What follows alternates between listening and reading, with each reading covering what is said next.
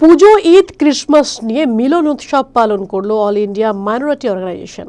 বুধবার রাতে মোথাবাড়ির পঞ্চানন্দপুর পাগলাহাট এলাকায় মিলন উৎসব পালন করা হয়।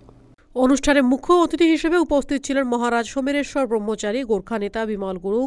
এছাড়াও উপস্থিত ছিলেন সঙ্গীত শিল্পী অমিত পল, বিশিষ্ট সমাজসেবী বাবলা সরকার, সাহিত্যিক রাজ বসু, উদ্যোক্তা all India minority organisation chairman Nasir Ahmed সহ অন্যান্য শিল্পী ও বিশিষ্টজনেরা।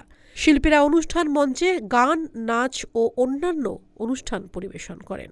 ভারতবর্ষের ঐতিহ্য তুলে ধরেন তাঁরা। অনুষ্ঠানের উদ্যোক্তা নাসির আহমেদ বলেন, এবছর নবম বর্ষে পা দিয়েছে মিলন উৎসব।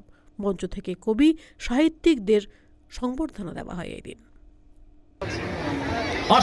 धन्यवाद देना चाहता हूँ नासिर भाई ने ये समय मेरे को दिया और संग संग में आज जो पूजा क्रिसमस का फेस्टिवल में मेरे को बुलाया। इसका आगे मेरा आज का दिन ही मेरा आसाम में प्रोग्राम था, वो प्रोग्राम सुन के आया क्योंकि एक समाज सेवक थे नासिर भाई। सिर्फ मालदा में नहीं, नॉर्थ बंगाल में भी बहुत ही समाज सेवक करते हैं और दार्जिलिंग पहाड़ में तराई में बहुत समाज सेवक काम करते हैं। इसीलिए उसका बात रखते हुए मैं आज यहाँ पर आया हूँ और ऐसा समाज का सेवा करने वाला आदमी कम मिलते हैं। অল ইন্ডিয়া মাইনরিটি অর্গানাইজেশন দ্বারা আয়োজিত প্রত্যেক বছরের মতো এবারও নবম পুজো, ঈদ, বড়দিন মিলন উৎসব হচ্ছে।